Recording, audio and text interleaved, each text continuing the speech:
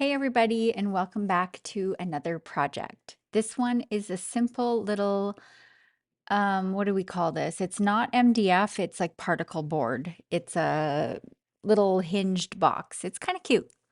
I found it at a thrift store. So I'm going to decoupage it. So here I am putting on a coat of white paint. I'm just using DIY paint in White Swan. It's an excellent base for stuff like this. DIY paint is pretty thick. So all of the little texture that's naturally with particle board, it kind of fills that in a little bit, makes it look a little bit smoother. Everywhere I want to put decoupage, I'm going to paint white. And if you remember, we sometimes paint the background underneath decoupage so that your paper really pops. You really see all of the actual colors in your paper. It doesn't get muted out by whatever color you have as your base underneath.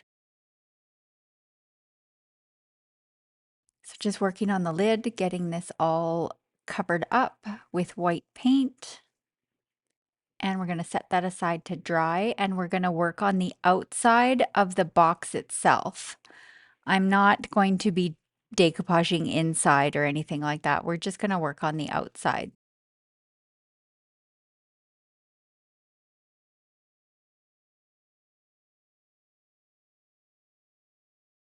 And here I'm just taking a baby wipe and I'm just cleaning up the edges that I got on that little trim piece. Now for the interior, I'm painting it just with an acrylic paint in a taupe kind of color. I'm wanting to go with more of an earthy tone for this box, so this will just take care of the interior of the box and get that all sealed up. So it's brighter and cleaner looking. Same thing with the underside of the lid. We're just gonna give that a coat of this taupe color as well. All right, now on to the decoupage. So this is Roycycled Treasures decoupage paper, and it's called Barnyard Masterboard.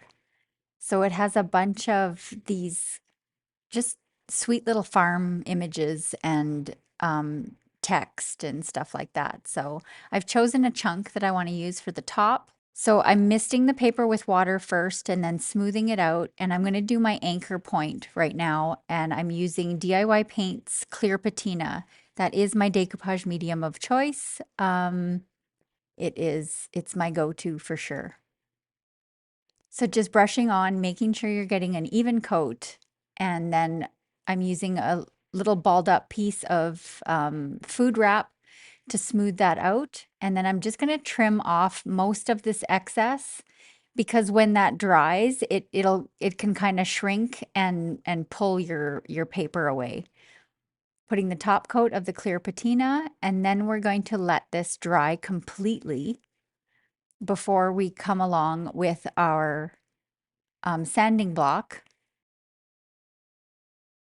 So it's completely dry, and now we're taking a sanding block and we're just sanding down off the edge. And this will give you a nice clean cut, basically, and trims your paper perfectly to the project.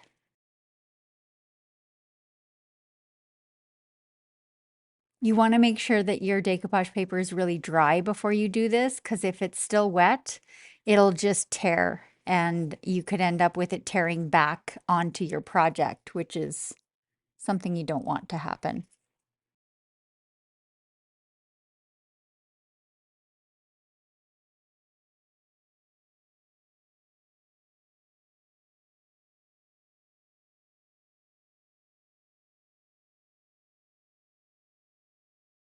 Now we're going to continue on with the box, and same process. I'm being careful not to get the clear patina onto that trim piece on the base. I just want it on where I've painted white. And you can see how I'm placing this paper down. It's sitting over that trim piece a little bit. That's okay. We're going to trim that off after. So same process, smoothing it out with the piece of food wrap. And then we will put the top coat on, which is still your clear patina. Remember, the basic premise of decoupage is to sandwich your paper or whatever your even fabric between two coats of clear.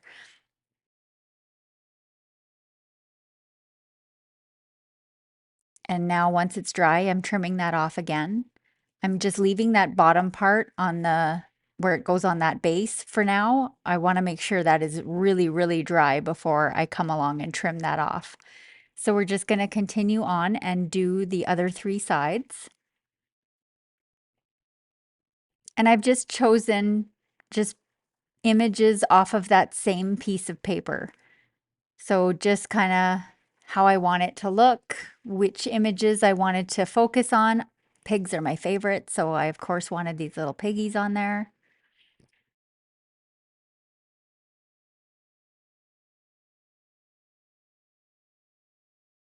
And just trimming it off once it's dried.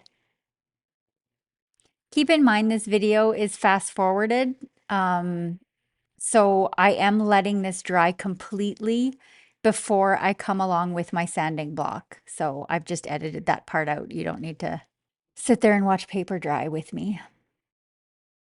And on this front, it's got this nice curved edge, so I wanted the paper to wrap around that edge.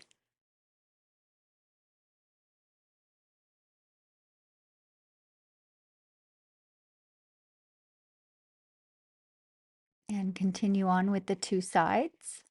Misting the paper before you set it down into your decoupage medium really helps to lay it down smooth. You get way better results that way than if you just lay the dry paper down on your project. And you can see here where I got that little bit of a tear back. My paper obviously isn't completely dry and I'm sanding away anyways. So I'm getting a little bit of tear back, but I kind of fix that with some antiquing later on. So there's always a way. There's always a way to fix it. It's never ruined. Plus, I like a lot of kind of more rustic look to my projects, so it gives me a little bit of grace. Perfection is overrated, right? So now I'm taking an X-Acto knife. You want to make sure your X-Acto knife is very sharp. I apparently, according to the label on this one, I have snitched it out of the garage. I'll probably be looking for that later in the garage.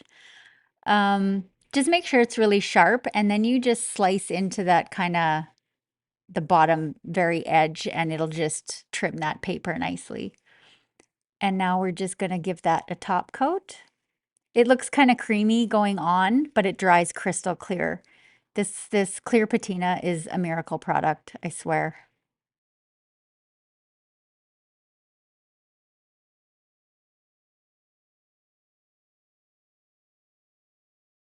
Now I'm just poking a paintbrush handle into the hinge holes. It's just hinged with these little pins. They're actually just little wooden dowels, kind of. Gives it that little rustic look.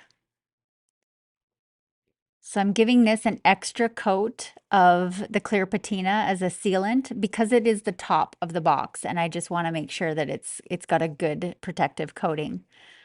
And now I'm taking just a darker brown and I'm doing this top edge. I had painted it white in preparation for decoupage, but I mean, I'm not going to decoupage that teeny weeny little edge. And here I'm just going along with my brush and I'm adding this paint to those edges, and then I'm taking a wet, like a baby wipe, and just dabbing that back to give it that kind of antique-y look. It just gives you a little bit of a finish around the edge. It just kind of finishes it off, makes it look better. If I would have planned this out a little bit better, I wouldn't have painted all those little small edges white, but whatever. Projects change as you go. So I'm just touching up those edges, giving it that little bit of an antique look. And then I decided to go ahead and paint this trim that same color. It's like a gray brown color, but it really ties in well with the paper. And these are the little hinges. See, they're just little wooden pins. Super simple, but really effective. I had some dried paint in that hole, so I had a little bit of a struggle getting that one pin in there.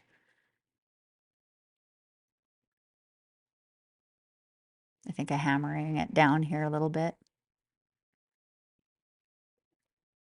All right, let's get this lid on.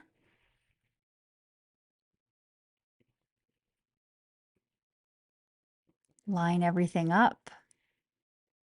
There we go. So now it's it looks completely different now, not so plain. It has some character. It's perfect for a little farm themed decor or house. You can put anything in that. Little trinkets, recipe cards. Easy project.